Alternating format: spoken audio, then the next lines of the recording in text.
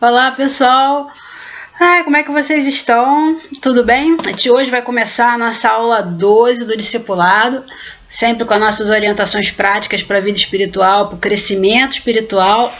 Hoje a gente vai estudar sobre a ceia do Senhor e o que é comer e beber indignamente do cálice, qual é a essência da ceia. A ceia sempre foi celebrada como a gente faz hoje, como é que foi isso? Vamos ver tudo isso hoje. E a aula de hoje ela faz parte da aula 11, da lição 11. Lembra que semana passada eu falei que eu dividi por uma questão didática? Então, faz parte da aula 11, então, mas essa fica sendo a nossa aula 12, tá? Dividir pela didática, pra gente também é mais fácil na hora de procurar no YouTube, né? Quando você quiser rever a aula. E essa é a nossa aula 12 e a apostila vai até a aula 20. E depois, o que a gente tem? Nosso curso de disciplinas espirituais está chegando, pessoal. Vocês estão se preparando? Vocês estão jejuando? Não tô vendo. Tô vendo você com cara de broa. Você tá comendo broa. Tô vendo você comendo broa de milho. Faz jejum, meu irmão. Tem que fazer, amado. Faz sem... Não vem com essa, não vou esperar o curso. Não. Começa a fazer o jejum antes. É de Deus. Vai lá, é bom. Como é que vocês estão na quarentena? Olha, eu vou te falar. Vocês estão descansadão no sofazão, vendo televisão? Ou estão fazendo alguma coisa produtiva? Olha, eu já consegui emagrecer, tô malhando em casa, consegui ganhar um pouquinho de massa muscular, já fiz gente, vocês têm que estar na internet. Eu falei semana passada que eu assisti um curso maneiríssimo. Essa semana tem um outro curso com certificado digital. Gente, essa quarentena tá um espetáculo. Eles estão liberando de certificado digital o curso da semana passada. Eu tava navegando pela internet, de repente veio um aviso, curso começando em 20 minutos. O quê? Aí tava lá o curso, eu achei que era um curso xaropes, hein? Rapaz, liberou conteúdo bom, conteúdo grosso mesmo, coisa caldo grosso, feijoada, liberou assim, de graça na internet. Falei, gente, eu vou sair dessa quarentena com um PhD. Gente, sério, pesquisa com carinho na internet a sua área de interesse, porque o pessoal que faz... que dá aula digital, que dá aula online, tá dando uns conteúdos gratuitos, coisa muito boa até o fim da quarentena, gente, é coisa séria. Lembra que a gente falou na Rumos que Deus ia dar os recursos que você precisa? Olha os recursos aí chegando disponíveis na internet e você de repente está comendo mosca. Sério, presta atenção, começa a procurar que você vai achar.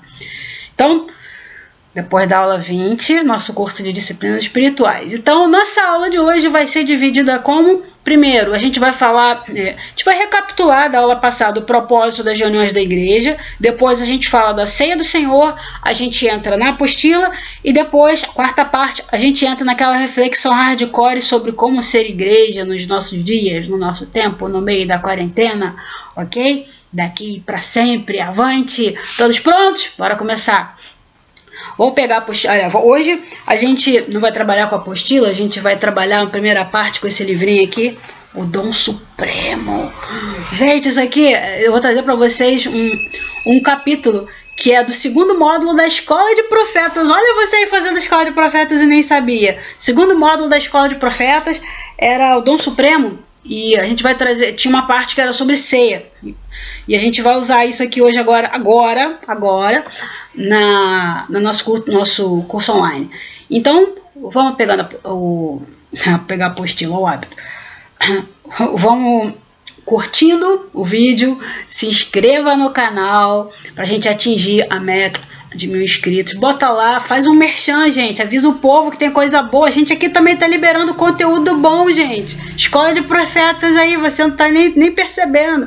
Deus tá te dando upgrade aí violento e você nem percebeu. Você vai sair dessa quarentena espetáculo, meu filho, porque Deus quer assim. E para a gente atingir essa meta de 1000 inscritos, e compartilha nas redes sociais, no WhatsApp, compartilha tudo, não seja chato, inconveniente, não fica mandando, não fica gastando com bobagem. O WhatsApp das pessoas, bota lá naquele status que todo mundo vê, tá bom? Seja esperto. Então vamos lá para a nossa apostila, aqui da Escola de Profetas. Então eu falava aqui, é o capítulo sobre o propósito das reuniões. Deixa eu fechar essa janelinha. Propósito das reuniões. Atos 2, 46, 47 dizia assim: E perseverando unânimes todos os dias no templo e partindo o pão em casa, comiam juntos com alegria e singeleza de coração, louvando a Deus e caindo na graça de todo o povo. E todos os dias acrescentava o Senhor à igreja aqueles que se haviam de salvar. Eu amo muito esse texto. Primeiro, porque fala o quê? Que eles perseveravam. Todos os dias no templo. E a gente sabe que eram judeus. Eles estavam indo lá, na verdade, porque eram judeus, mas também iam para evangelizar no templo. Tá? Não era uma atividade da igreja. Lembra disso? Falamos na aula passada. E partindo o pão em casa, eles comiam juntos. Imagina coisa boa, comida de crente é uma coisa muito boa. Então comiam juntos com alegria e singeleza de coração, louvando a Deus e caindo na graça de todo o povo. Na outra aula a gente também falou que a igreja era muito bem vista aos olhos da comunidade, tá? Na maior parte do tempo. E não ao contrário, que tem gente que dizia que a igreja era perseguida e aos momentos era bem vista. Não, do modo geral, ela era muito bem vista e em tempos de perseguição é que a coisa mudava. E todos os dias acrescentava o Senhor à igreja. Eu amo muito em especial esse versículo, porque por aqui você vê que quem acrescenta pessoas à igreja é o Espírito do Senhor. E às vezes a gente quer chamar ministro famoso, quer chamar alguém, um medalhão aí da conferência gospel, para as pessoas virem à igreja, achando que Deus vai acrescentar por causa disso. Pode até ser, meu irmão, mas quem de fato acrescenta é o Espírito Santo, e não homens. Nada é para a glória do homem, nada. Ok? Então vamos lá, vamos à leitura. Já vimos como a igreja primitiva se reunia, agora vamos ver o propósito principal da reunião. No primeiro século, compartilhar o pão era o centro do culto cristão. Os irmãos se reuniam com o objetivo de relembrar, por meio do partir do pão, a morte expiatória do Filho do Eterno e comemorar sua gloriosa ressurreição. No ambiente fraternal, todos participavam e havia comunhão plena e uso dos dons espirituais para edificação mútua. A adoração era prazerosa, com salmos, hinos e cânticos espirituais. Você lembra desse momento bom, saudade, coisa boa. Os pastores, também chamados de anciões, bispos, presbíteros, atuavam nas congregações, sem assumir uma postura clerical ou sacerdotal, mas tinham plena consciência de que eram encarregados pelo Espírito Santo para exortar e ensinar como irmãos mais experientes e servos dos outros irmãos. Ninguém tinha monopólio do culto. Quem liderava ou presidia estava ali para cuidar da ordem do mesmo e tudo era feito com o acordo de todos.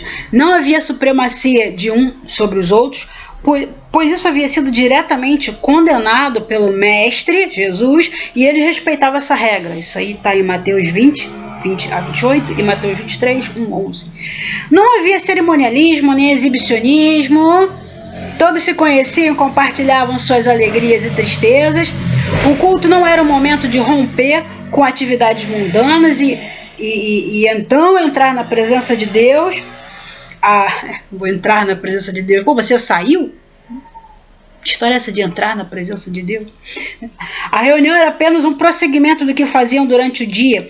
Isso porque o mestre dos mestres ensinou com a sua própria vida que não se devia dividir suas vidas em vida profissional, vida familiar, vida eclesiástica e vida social. Não tinha que ter essa divisão.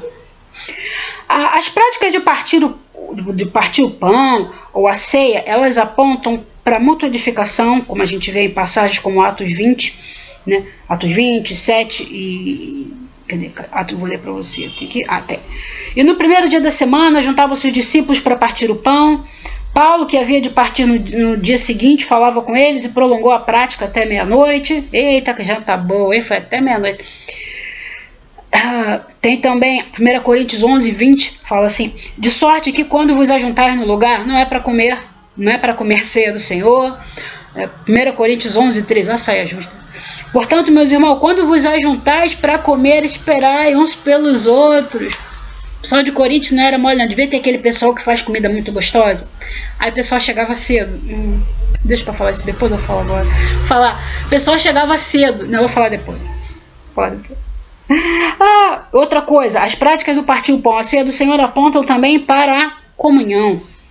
Muita edificação e comunhão. Mas que tipo de comunhão estamos falando?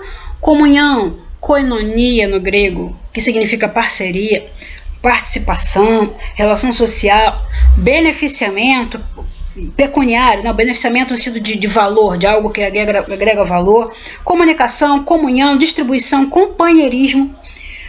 E como adjetivo, a koinonia tem o sentido de generosidade. Vamos ter em mente hoje comunhão e generosidade até o fim dessa aula, ok? Vamos ter isso aí em mente. Isso era a característica essencial da igreja primitiva, generosidade. A cultura da generosidade. Eles entendiam que tinham tudo em comum, e as ofertas expressavam isso. Eles entendiam que tudo que era ofertado, que o que era ofertado era o que eles tinham em comum, porque era ofertado à igreja. Então, se eu dou para mim mesmo, porque eu estou dando para minha comunidade, é para mim. Eu não estou dando, eu não estou tirando do meu bolso para outro bolso. Estou tirando do meu bolso para botar num outro bolso meu, entendeu? Eles entendiam que era deles, porque era deles. Né? Eles entendiam assim, a igreja não somos nós, caramba. Então, quando você oferta, você não oferta a si mesmo. Ora. Você nunca parou para pensar nisso? Que a oferta que você faz é para você mesmo quando você dá a oferta na igreja? Você nunca pensou nisso? Ah, tadinho. Nunca prestou atenção nisso. Quando você dizima, você dá no corpo de Cristo, é para você que você está dando. Aí depois a pessoa não dá. Fica com aquele escorpião no bolso na hora de dar o dízimo na igreja. Ai, minha vida tá toda travancada. Como é que eu vou dizer, amigo, você é avarento com você mesmo? Como é que você quer prosperar se você de cara é avarento? Ah, meu pai do céu.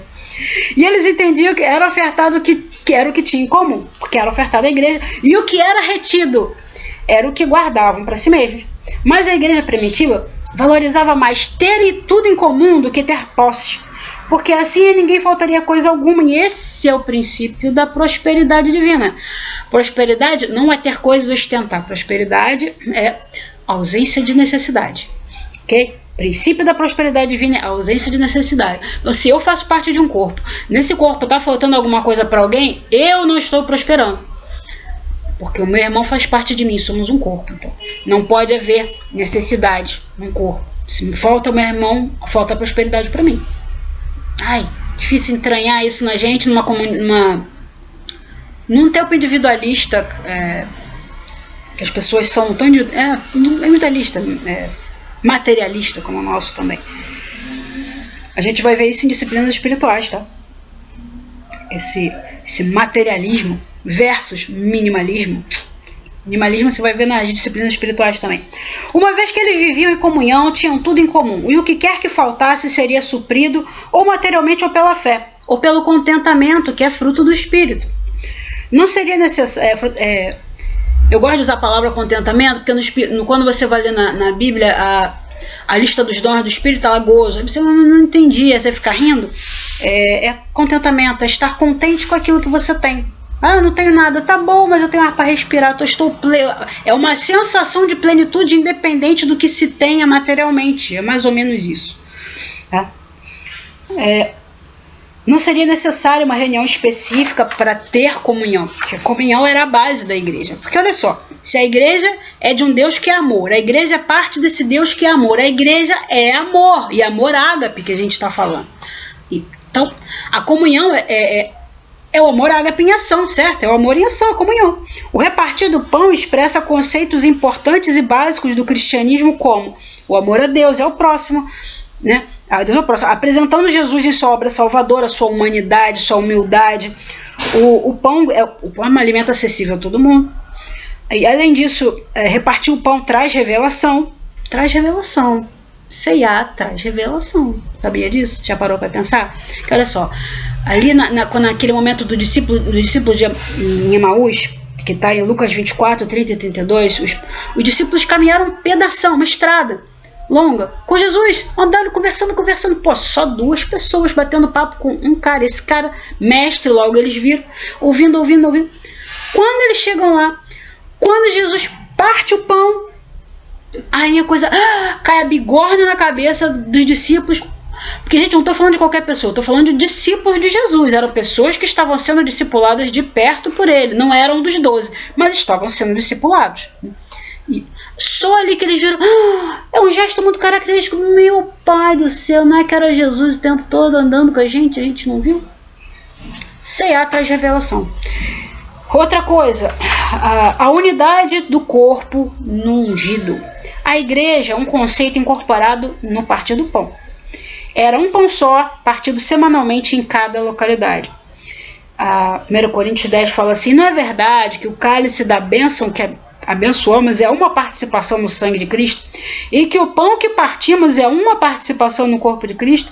Por haver um único pão, nós, que somos muitos, somos um só corpo, pois todos participamos de um único pão. Ele está fazendo um jogo ali de palavras, né, do pão que ele partilha com o pão que é Cristo. Muitas igrejas partem o pão como se fosse individualmente um corpo separado.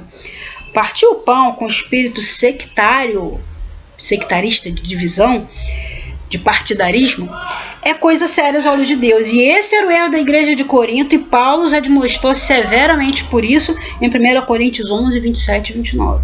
O propósito principal da reunião eclesial da igreja primitiva era a mútua edificação. Então vamos à ceia do Senhor. Nem protestantes nem católicos hoje praticam a ceia como era no século I. Primeiro, na igreja primitiva, quando a igreja do Senhor era uma refeição festiva e uma celebração do amor. Hoje a ceia é um cálicezinho, às vezes é um dedal, uma coisinha assim, de 2 centímetros, e um pão sem gosto. E um ambiente medieval de penumbra e morte pedem que recordemos os horrores da morte de Jesus, e vamos refletir sobre os nossos pecados, as falhas, as misérias humanas, você que não presta, não vale nada. Vamos devagar. Não é um momento de masoquismo. Também não é o momento de olhar para a cruz de Cristo e ficar bebendo sangue como um sádico. Não somos masoquistas e nem somos sádicos. Mas a gente tem que refletir, sim, sobre as nossas ações diante da cruz. Você tem que refletir a sua conduta diante da cruz.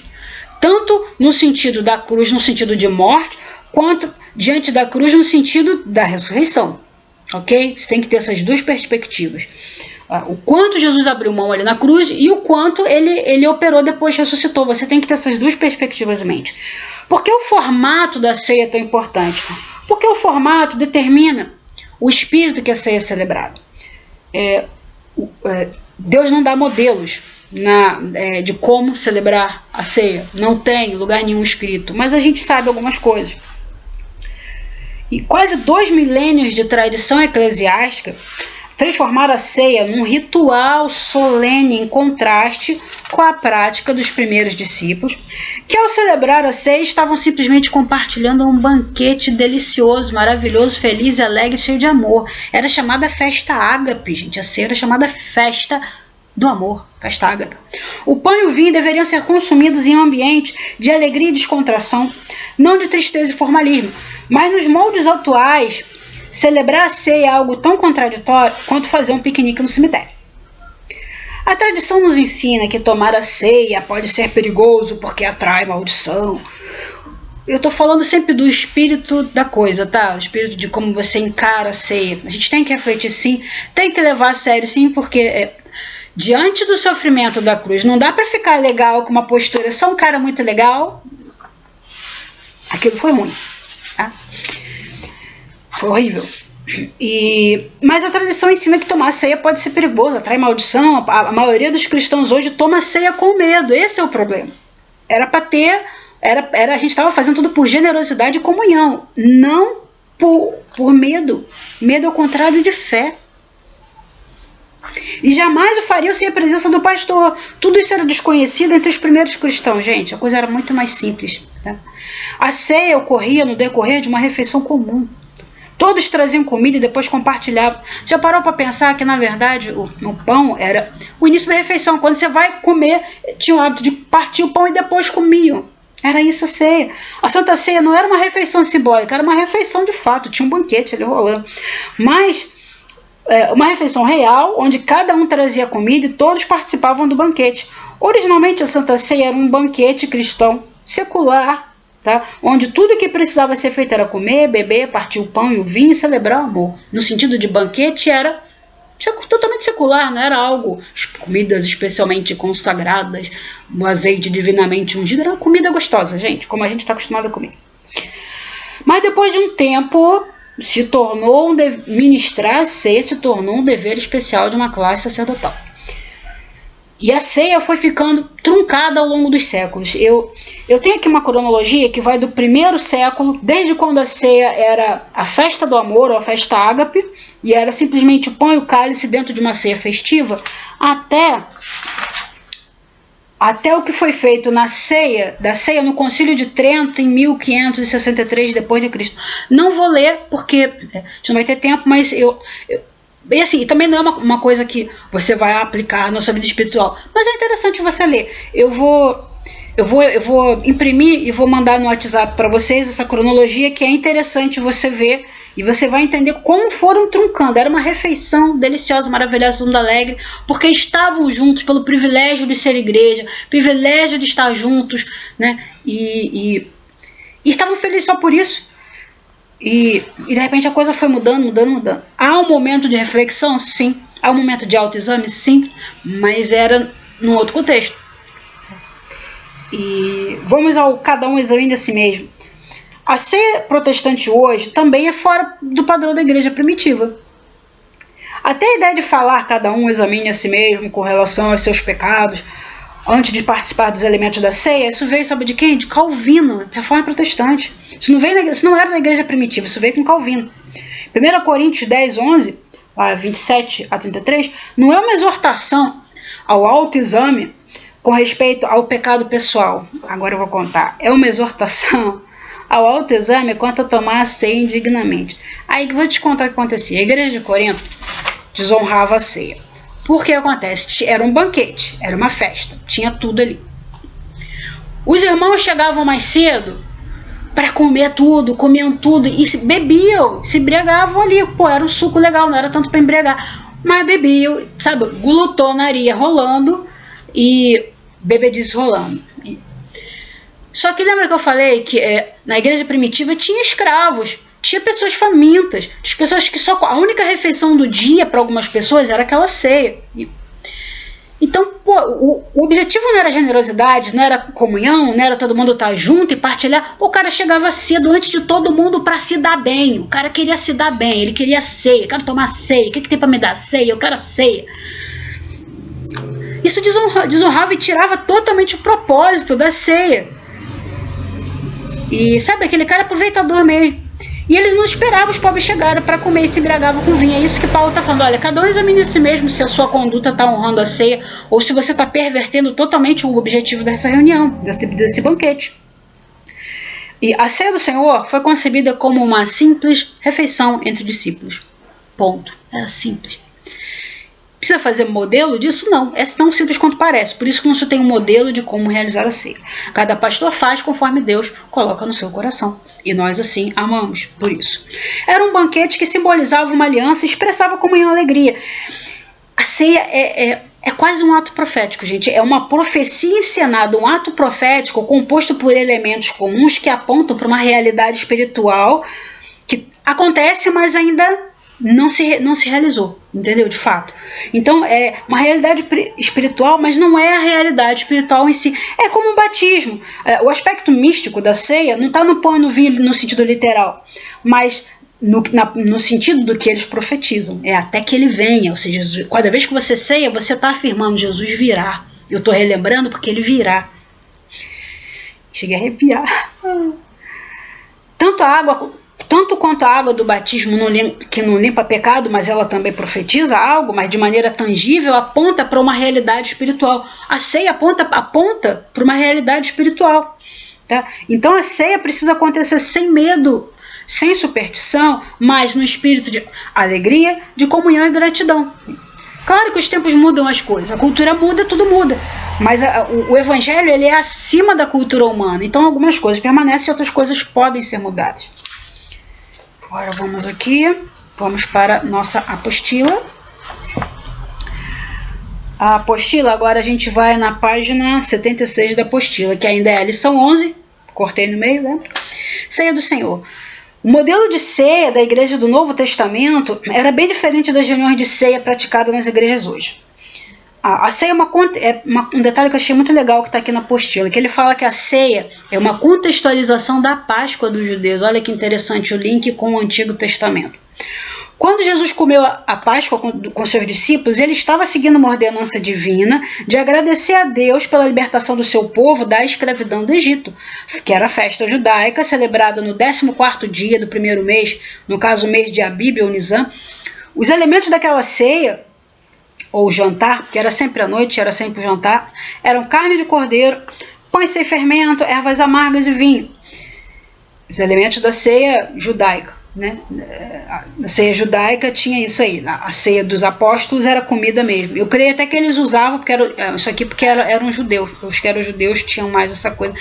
Deu aquele probleminha de Paulo e Pedro, vocês lembram? Isso aqui deve ter rolado esse questionamento também. Não, vou comer só com pão amargo, erva amarga, porque é judeu. Paulo, gente, graça, vamos comer bem, vamos fazer banquete.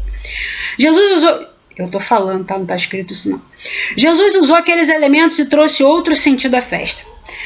A partir daquela ceia ou jantar, sempre que os discípulos partiam o pão, ou seja, comiam, tinham em mente a morte e a ressurreição de Jesus Cristo e se recordavam das palavras de Jesus repetidas depois pelo apóstolo Paulo. Porque eu recebi do Senhor o que também vos entreguei. Que o Senhor Jesus, na noite em que foi traído, tomou o pão e, tendo dado graças, o partiu e disse: isto é o meu corpo, que é dado por vós. Fazei isto em memória de mim.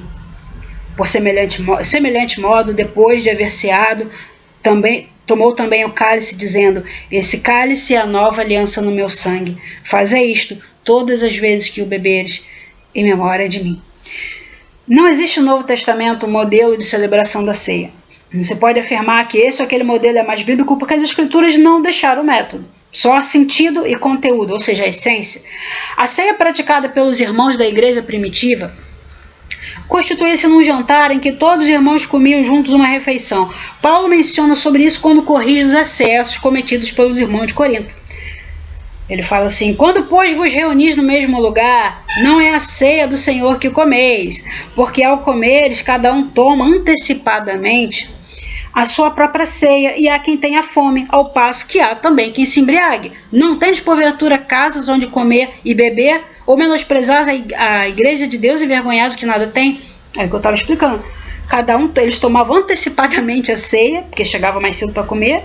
Depois, gente, não tem ninguém para comer, não tem mais ninguém, só tem vocês para comer. É o bonitão que chegou cedo da ceia e veio comer o filé que prepararam. Fala sério, vai deixar para os outros, você vai deixar para os outros roerem osso, é isso mesmo? Quando Paulo orienta os irmãos a esperarem uns pelos outros, refere-se àqueles irmãos que ainda não chegaram para jantar na ceia. Não se sabe de outros exageros, como da igreja de Corinto, pois precisa mais? Tá, pois, eu estou bem por aqui. Mas entende-se que a ceia era sempre com muita comida. E a ceia, como é celebrada hoje, com pedacinhos de pão e um gole de vinho, teria começado depois do ano 400 de nossa era, quando os cristãos comiam os elementos antes do nascer do sol, celebrando morte e ressurreição de Jesus. Então, não importa o modelo, o importante é a essência e o sentido da ceia. Então, e qual a essência da reunião da ceia? Primeiramente, a ceia fala do corpo de Cristo partido por nós. Isso é o meu corpo, que é dado por vós, fazer isso em memória de mim. E segundo, a ceia é o memorial para que o homem se lembre sempre de Cristo e da sua obra na cruz. Esse cálice é a nova aliança no meu sangue. Fazer isto todas as vezes que beberes em memória de mim. Terceiro, a ceia fala da aliança entre Deus e um homem e entre os homens, né?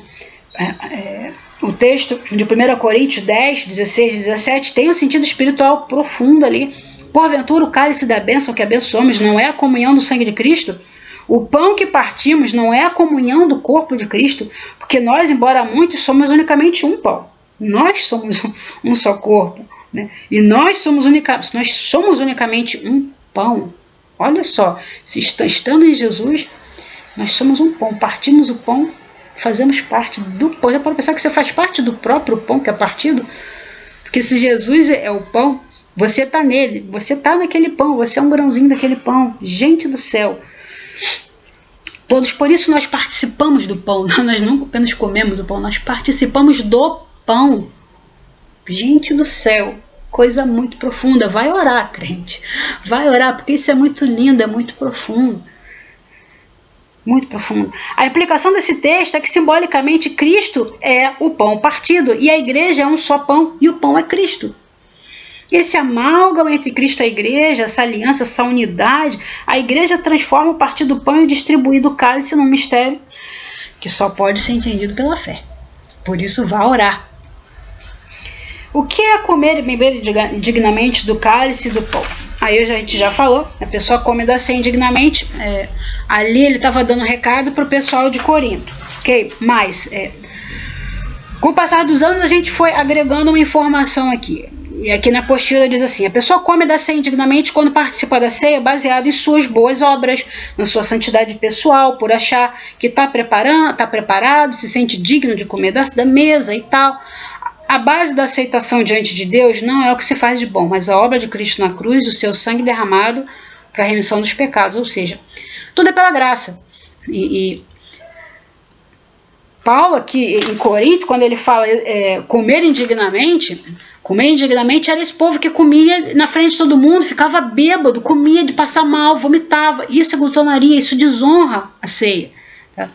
E com o tempo a gente agregou, a gente mudou esse aspecto, porque não somos a igreja de Corinto, né? Não estamos na igreja de Corinto. Somos uma só igreja, mas não estamos vivendo a igreja de Corinto. Então, adquiriu essa função. Olha, você começa a pensar, né? Vamos pensar sobre o que estamos fazendo. Então, começa a discernir o corpo. Tem dois aspectos. O primeiro dele é que o crente tem que discernir o corpo de Cristo, a eficácia da sua obra na cruz. E segundo, discernir o corpo místico, a igreja, que são os irmãos da mesma fé em todos os lugares. O autoexame é importante quando se chega à mesa do Senhor. Aí 1 Coríntios 11, 27. Examine-se o homem a si mesmo. Examinar tem que ser um hábito frequente da vida do cristão, sabe? E o autoexame tem que ser feito à luz da palavra de Deus e não da sua justiça própria. Tá? Tem que ser feito diante da cruz de Cristo, diante da ressurreição de Cristo. Lembra que vai haver um trono onde você vai ser julgado, né? Lembra dessas coisas. O autoexame leva o discípulo a se concentrar não no pecado, mas na eficácia da obra de Cristo. Que no final, se você se avaliar direito, dizer, cara, eu não mereço, tudo bem. Você se autoexamina para ver o quanto de graça foi dispensado para você nesse grande banquete que é a ceia. Quando você ceiar, lembra que você só está ceando porque Deus decidiu que você merecia. E Jesus pagou o preço por você. Lembra disso em primeiro lugar, porque você não merecia. Você pode ser uma pessoa muito legal, super ungido, pode ler a Bíblia, meditar, fazer disciplinas espirituais. Você não merecia, ninguém merecia. Sabe, a Bíblia fala, não é um justo se quer. Ai de nós se não fosse a graça do Senhor. Tá?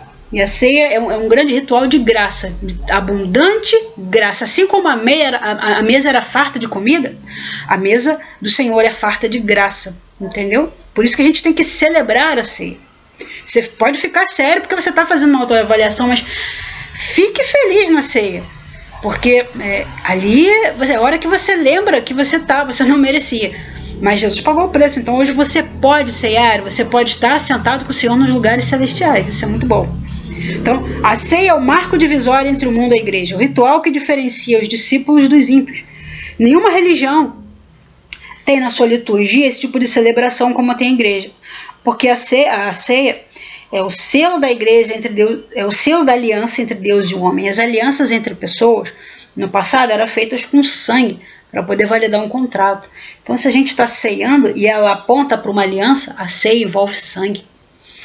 Tá? Então, alguns aspectos relevantes da ceia que eu quero ler para a gente finalizar aqui a apostila. A instituição da ceia mantém viva na memória do discípulo a razão da morte de Cristo. O homem costuma esquecer as coisas, lembra que a gente falou sobre isso? E a ceia faz lembrar de Cristo e de seu sacrifício na cruz. É até possível fazer um culto de ceia em que Cristo nem seja lembrado. É possível. Lembra que eu falei? Eu estou à porta e bato. Jesus está batendo na porta da igreja. Ei, eu estou à porta e bato. Ele está lá de fora. Cada vez que o discípulo participa da ceia, anuncia a morte de Cristo. A ceia serve não apenas para que se lembre da morte de Cristo, mas a gente lembra, ela também proclama a morte até que venha. Então ela é um memorial, ela aponta para uma realidade. Então ela é um ato profético, sim.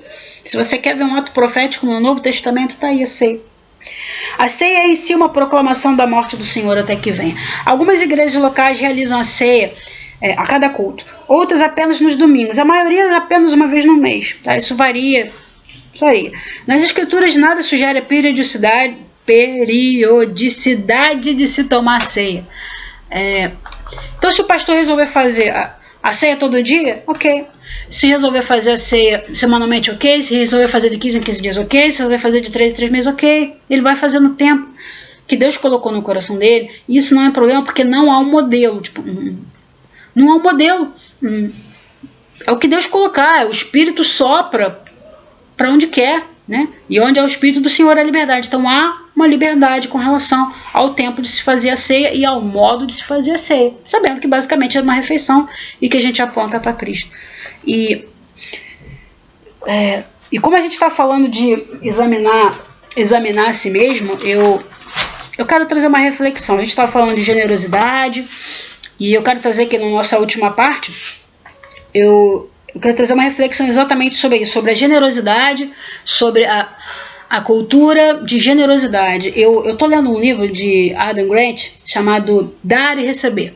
Eu vou colocar o link para vocês, para quem tiver interesse em ler o livro. Vou botar no WhatsApp. E tem uma palestra dele de 13 minutos. Eu vou botar o link aqui na descrição do vídeo. Você, quando acabar de assistir aqui, pega a palestra dele. Eu ia pegar e resumir, mas são 13 minutos para você ouvir um profissional que é uma mente brilhante, está se destacando, está brilhando o mundo afora.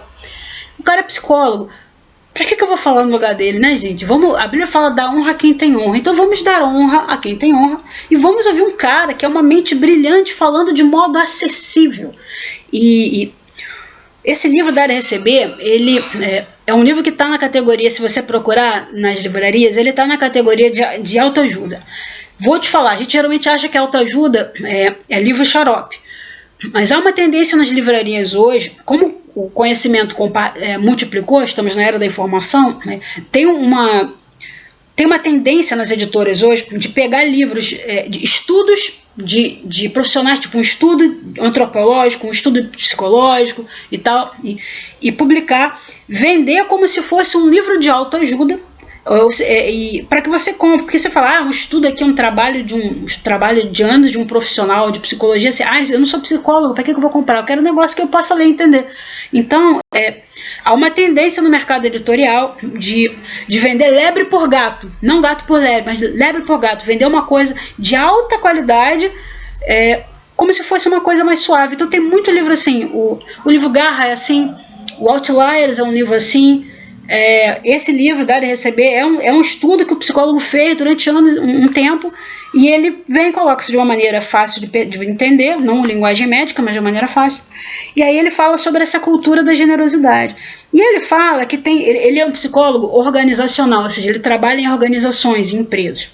E ele, a experiência dele, ao longo do tempo, ele foi anotando, e ele observou que existem basicamente 3 perfis de pessoas: os tomadores, os doadores e os compensadores. Ou no caso, tem uma outra tradução aqui, os tomadores, porque é takers, né? Aproveitadores, vamos ler assim: os aproveitadores, os doadores e os conciliadores. Conciliador no lugar de compensador. Os tomadores, o aproveitador não precisa explicar, né, gente? É aquele, ele vai para a empresa ver o que ele pode conseguir para ele. Eu fiquei pensando em termos de igreja. Tipo, sabe aquela pessoa que vai para a igreja pensando que a igreja pode dar para mim? Cara, a gente sempre fala no culto, na hora da adoração, que a pessoa está querendo receber. Ela tem que dar ela para dar e não para receber. Ela tem que prestar culto, para dar, para adorar. Então a cultura da generosidade, cara, é nosso isso. Não vou dizer que ele está roubando da ideia, não, mas é uma pena que a gente não tenha autenticado a ideia, ou a prática tenha sido esquecida, de modo que ele não tenha se referido às igrejas. Mas dar e receber, a gente sabe de quem ele está falando, né? Então, o aproveitador é aquele que pensa o que você, por exemplo, se eu sou aproveitador, eu penso o que você pode fazer por mim. O aproveitador é esse, é o cara que vê o que ele pode tirar dos outros, né? O doador é aquele que quer auxiliar, que ele quer ajudar, ele gasta mais tempo, ele se sacrifica, ele tem uma tendência de se sacrificar pelo outro. e pensa o que pode fazer por você. E o conciliador é o cara que trabalha através da retribuição, toma lá da cá. Ele vê um sujeito que é um aproveitador, ele vê que é um aproveitador, se ele puder, ele derruba esse cara. Porque ele tem senso de justiça. Ele, não, olho por olho, dente por dente. Derrubou fulano, eu não vou ajudar esse cara que maltrata todo mundo, que passa a perna em todo mundo. Só que o livro vai muito mais profundo, ele não fica só nessa definição, ele fala uma coisa muito interessante. Você quer saber se você é um narcisista ou um aproveitador? Porque todo aproveitador é narcisista. Você quer saber se você é um narcisista? Primeiro, fazer um teste. Tira um tempinho para você pensar sobre você. Pensou? Bom, se você precisou tirar um tempo para pensar em você, então você já não é um aproveitador. Porque o aproveitador narcisista, tudo que ele faz é pensar nele 24 horas.